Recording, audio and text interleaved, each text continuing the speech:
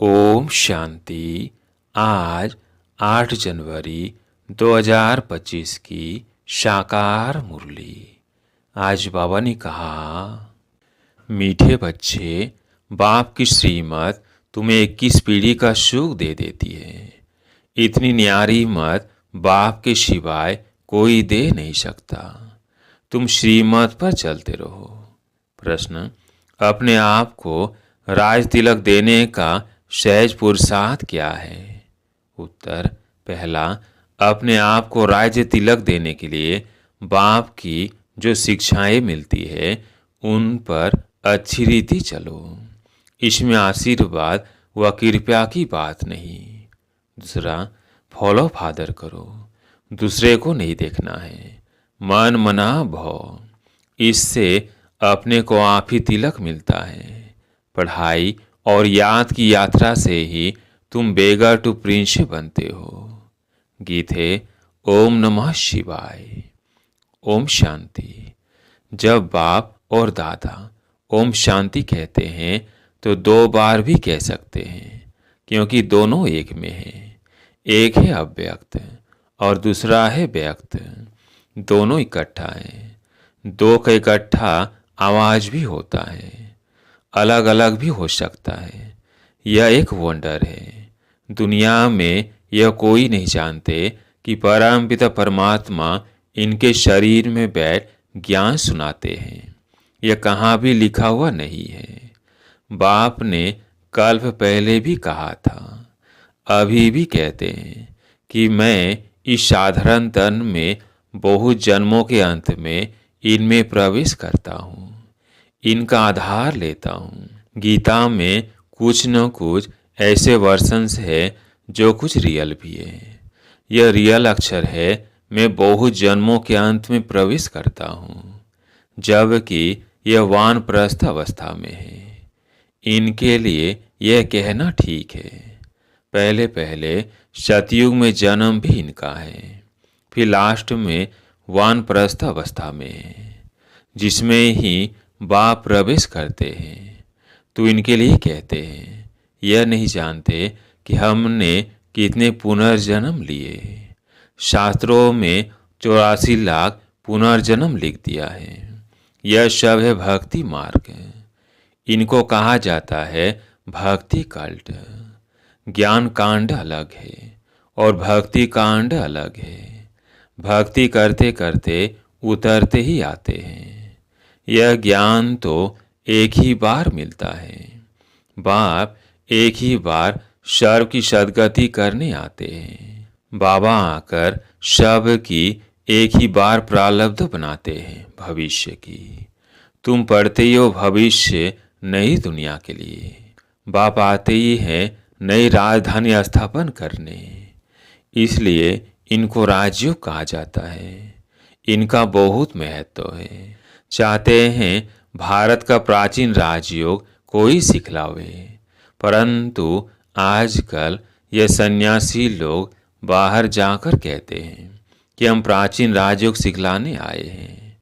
तो अभी समझते हैं हम सीखें, क्योंकि समझते हैं योग से ही पैराडाइज स्थापन हुआ था। बाप समझाते हैं योग बल से तुम पैराडाइज के मालिक बनते हो। पैराडाइज स्थापन किया है बाप ने। कैसे स्थापन करते हैं वो नहीं जानते। यह राजयोग रूहानी बाप ही सिखलाते हैं, जिस्मानी कोई मनुष्य सिखला न सके। आजकल एडल्ट्रेशन, करप्शन तो बहुत है ना, इसलिए बाप ने कहा है मैं पतितों को पावन बनाने वाला हूँ।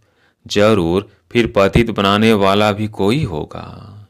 अभी तुम जज करो, बरोबर ऐसे है ना। मैं ही आकर सभी वेदों शास्त्रों आदि का सार सुनाता हूँ। ज्ञान से तुमको 21 जन्मों का सुख मिलता है। भक्ति मार्ग में है अल्पकाल क्षण भंगुर सुख, और यह है 21 पीढ़ी का सुख जो बाप ही देते हैं। बाप तुमको सदगति देने के लिए जो श्रीमत देते हैं वह सबसे न्यारी है। यह बाप सबकी दिल लेने वाला है। जैसे वह जड़ देलवाड़ा मंदिर है या फिर है चैतन्य दिल वाला मंदिर। एक्यूरेट तुम्हारी एक्टिविटी के ही चित्र बने हैं। इस समय तुम्हारी एक्टिविटी चल रही है। दिल वाला बाप मिला है, सर्व का सद्गति करने वाला, सर्व का दुख हर कर सुख देने वाला। कितना ऊंच तूंच गाया हुआ है। ऊंच तूंच है भगवान शिव की महिमा। भल चित्रों में शंकर आदि के आगे भी शिव का चित्र दिखाया है। वास्तव में देवताओं के आगे शिव का चित्र रखना तो निषेध है। वह तो भक्ति करते नहीं।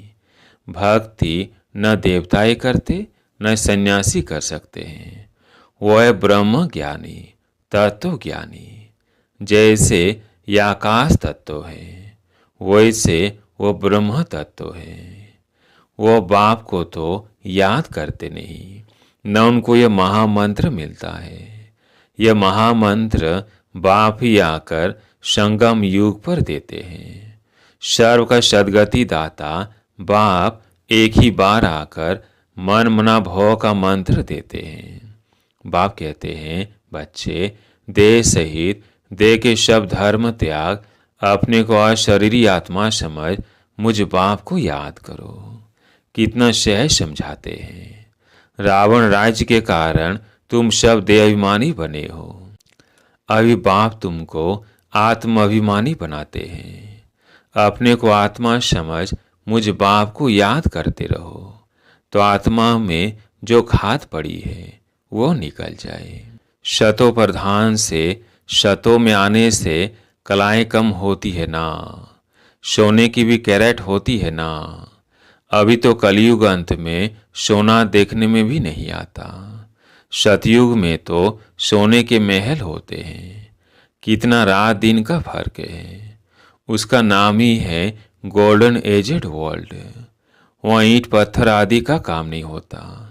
बिल्डिंग बनती है तो उसमें भी सोने चांदी के सिवाय और कीचड़ पट्टी नहीं होती। वह साइंस से बहुत सुख है। यह भी ड्रामा बना हुआ है। इस समय साइंस से घमंडी है। सतयुग में घमंडी नहीं कहेंगे। वहाँ तो साइंस से तुमको सुख मिलता है। यहाँ है अल्पकाल का सुख, फिर इससे ही बड़ा भारी दुख मिलता है। बम शादी यह सब विनाश के लिए बनाते ही रहते हैं। वंश बनाने के लिए दूसरों को मना करते हैं, फिर खुद बनाते रहते। समझते भी हैं इन बम से हमारी ही मौत होनी है, लेकिन फिर ही बनाते रहते हैं। तो बुद्धि मारी हुई है ना। यह सब ड्रामा में नूंद है।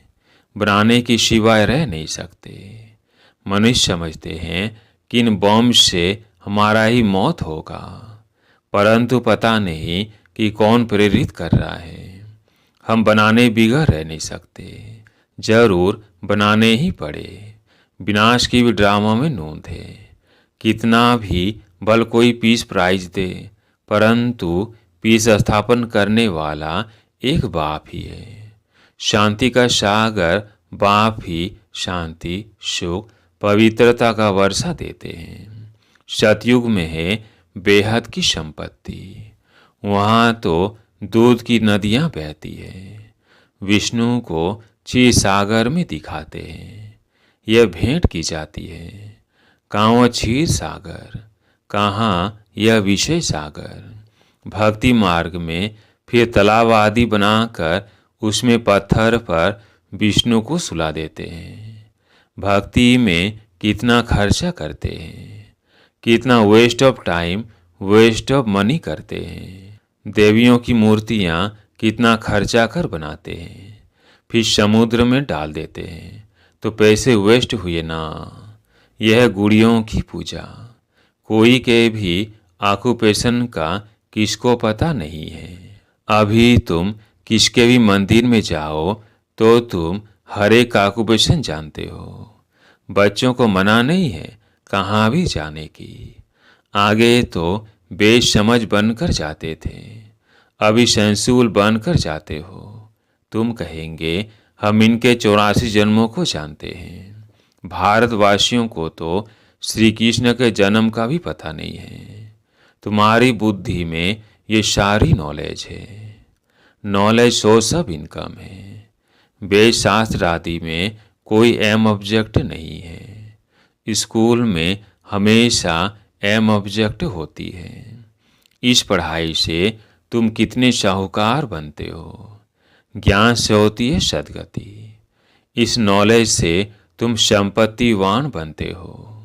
तुम कोई भी मंदिर में जाएंगे तो झट समझेंगे यह किसका यादगार है। जैसे देवड़ा मंदिर है वो है जड़ और यह है चैतन्य। हूबहू जैसे यह झाड़ में दिखाया है वैसा मंदिर बना हुआ है। नीचे तपस्या में बैठे, ऊपर छत में सारा स्वर्ग है। बहुत खर्च से बनाया हुआ है।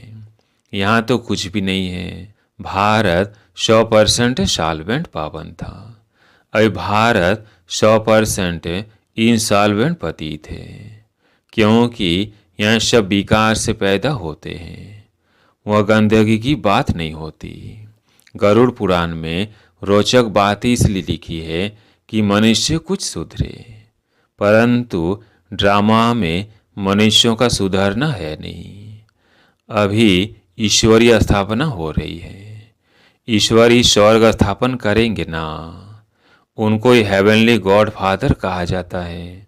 बाप ने समझाया है वो लश्कर जो लड़ते हैं वो सब कुछ करते हैं राजा रानी के लिए। यहाँ तुम माया पर जीत पाते हो अपने लिए। जितना करेंगे उतना पाएंगे। तुम हरेक को अपना तन मन धन भारत को स्वर्ग बनाने में खर्च करना पड़ता है। जितना करेंगे उतना ऊंच पद पाएंगे। या रहने का तो कुछ है नहीं। अभी के लिए गायन है किनकी दबी रहेगी धूल में। अभी बाप आया हुआ है तुमको राज्य भाग्य दिलाने। कहते हैं अब तन मन धन सब इसमें लगा दो। इसने यानी ब्रह्मा ने सब कुछ नेछावर कर दिया ना।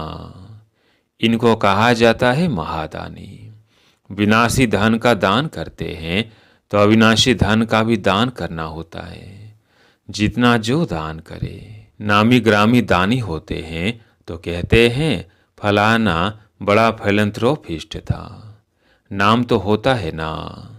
वो इनडायरेक्ट ईश्वर अर्थ करते हैं। राजा ही नहीं स्थापन होती है।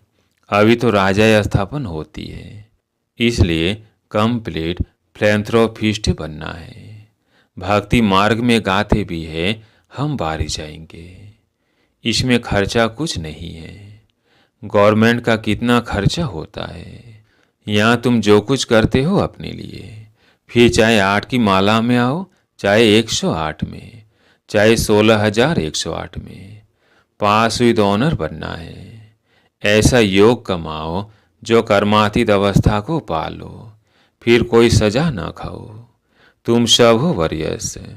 तुम्हारी लड़ाई है रावण से, कोई मनुष्य से नहीं है। नापास होने के कारण 2 कला कम हो गई। त्रेता को 2 कला कम स्वर्ग कहेंगे। पुरुषार्थ तो करना चाहिए ना, बाप को पूरा फॉलो करने का। इसमें मन बुद्धि से सरेंडर होना होता है। बाबा ये सब कुछ आपका है। बाप कहेंगे ये सर्विस में लगाओ। मैं जो तुमको मत देता हूँ वह कार्य करो। यूनिवर्सिटी खोलो, सेंटर से खोलो, बहुतों का कल्याण हो जाएगा। सिर्फ यह मैसेज देना है बाप को याद करो और वर्षा लो। मैसेंजर पैगंबर तुम बच्चों को कहा जाता है। सबको यह मैसेज दो कि बाप ब्रह्मा द्वारा कहते हैं कि मुझे याद करो तो तुम्हारे विकर्म विनाश होंगे, जीवन मुक्ति मिल जाएगी। अभी यह जीवन बंद, फिर जीवन मुक्त होंगे। बाप कहते हैं मैं भारत में ही आता हूँ।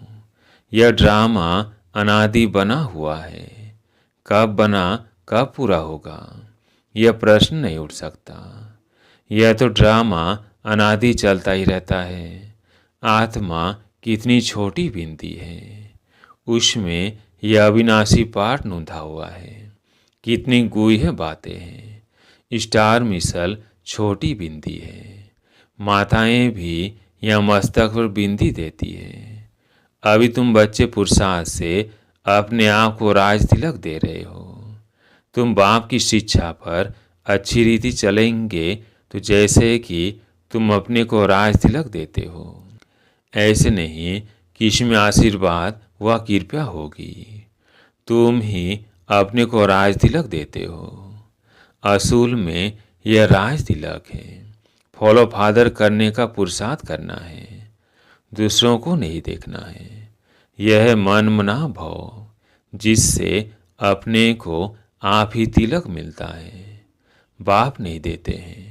यह है ही राजयोग। तुम बेगर टू प्रिंस बनते हो तो कितना अच्छा पुरुषार्थ करना चाहिए, फिर इनको भी फॉलो करना है। यह तो समझ की बात है ना। पढ़ाई से कमाई होती है। जितना जितना योग उतनी धारणा होगी। योग में ही मेहनत है, इसलिए भारत का राजयोग गाया हुआ है। बाकी गंगा स्नान करते करते तो आयु भी चली जाए तो भी पावन बन न सके। भक्ति मार्ग में ईश्वर अर्थ गरीबों को देते हैं, या फिर खुद ईश्वर आकर गरीबों को ही विश्व की बादशाही देते हैं। गरीब निवाज है ना। भारत जो 100% सॉल्वेंट था, वो इस समय 100% इनसॉल्वेंट है। दान हमेशा गरीबों को दिया जाता है। बाप कितना ऊंच बनाते हैं, ऐसे बाप को गाली देते हैं। बाप कहते हैं ऐसे जब ग्लानि करते हैं तब मुझे आना पड़ता है। यह भी ड्रामा बना हुआ है। यह बाप भी है, टीचर भी है। सिख लोग कहते हैं सदगुरु अकाल। बाकी भक्ति मार्ग के गुरु तो ढेर हैं। अकाल को तख्त सिर्फ यहाँ मिलता है। तुम बच्चों का भी तख्त यूज करते हैं। कहते हैं मैं इनमें प्रवेश कर सबका कल्याण करता हूँ। इस समय इनका यह पाठ है। यह बड़ी समझने की बातें हैं, नया कोई समझ न सके। अच्छा, मीठे मीठे सिकिलदे बच्चों प्रति माता पिता बाप दादा का याद प्यार और गुड मॉर्निंग। रूहानी बाप की रूहानी बच्चों को नमस्ते।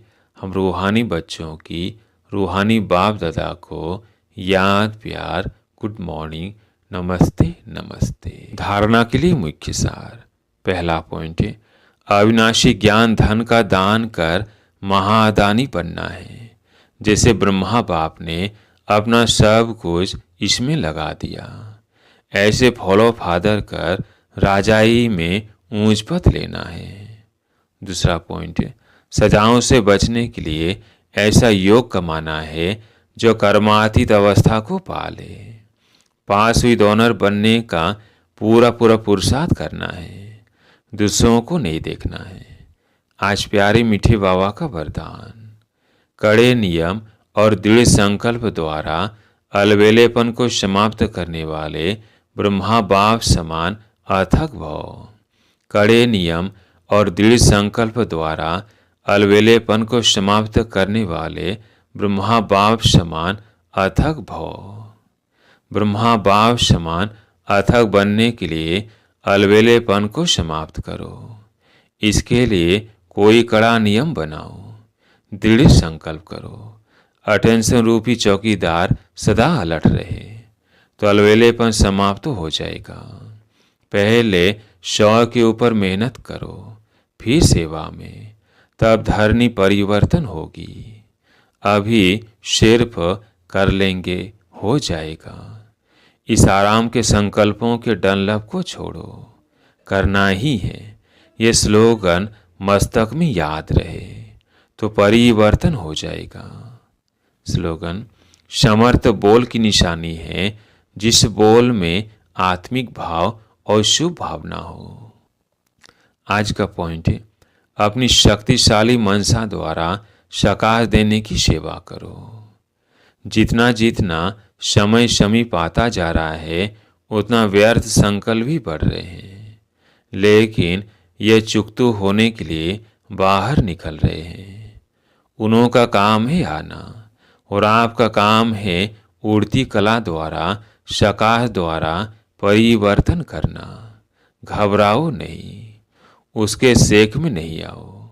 अच्छा, ओम शांति।